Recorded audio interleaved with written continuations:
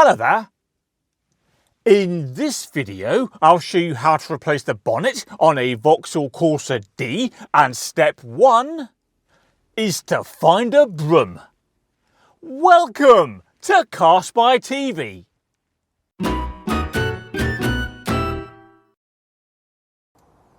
Okay, we need the broom to hold the bonnet open, so we're going to poke the handle end through the engine bay, all the way to the ground, something like that, and then we'll support the bonnet on the broom's head.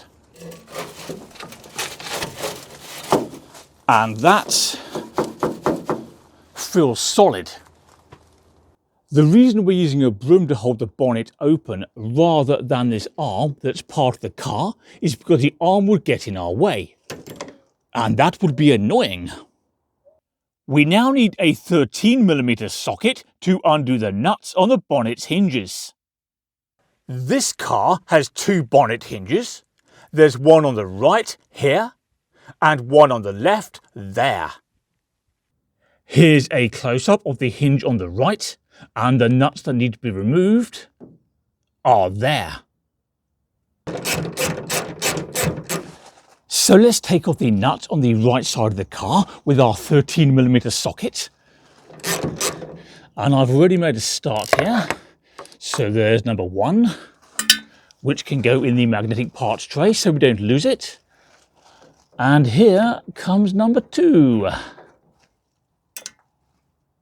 There we go, the nuts from the right bonnet hinge, and as if by magic, the nuts from the left hinge have been removed as well.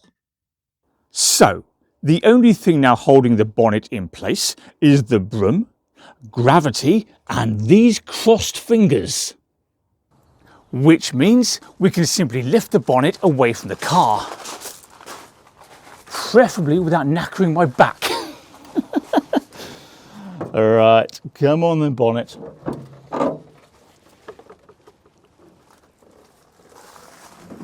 There we go. Well, this isn't a sight you see every day. A broom hanging out the engine bay of a Vauxhall Corsa, and the bonnet down there. Now, if you need a replacement bonnet for your Vauxhall Corsa, they are available on eBay in many colours, although curiously, I haven't seen a green one. Prices start at about £75 and then rise rapidly. To replace the bonnet, first lift it into position. Something like this will do nicely. Being careful, of course, not to drop the bonnet, hurt yourself and scratch the car. You can always get a bit of help if needed. Next, replace the 4 nuts on the bonnet hinges, but only do them up to about 80%. We don't want them fully tight yet. Leaving the nuts loose lets us fine-tune the position of the bonnet so it lines up with the other body panels.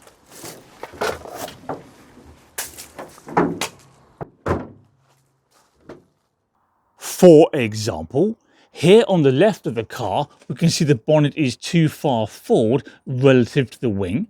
Furthermore, this gap is far too narrow, and once again, the bonnet is too far forward there relative to this part of the wing.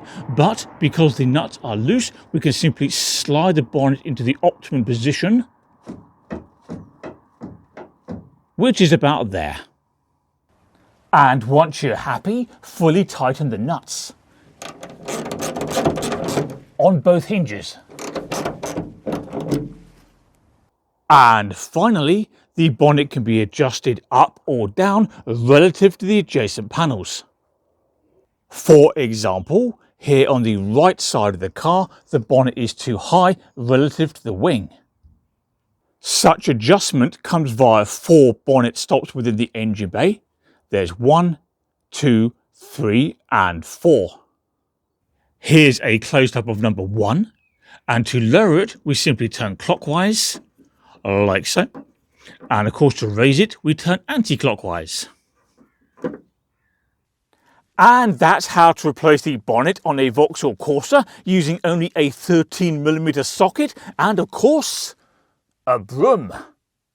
And that's it. But before you go, don't forget to subscribe to CarSpyTV. That makes it easier to find my other content. Can you also please do me a favour and click like on this video, and I'll see you next time when maybe something else will be removed from a car. Bye bye.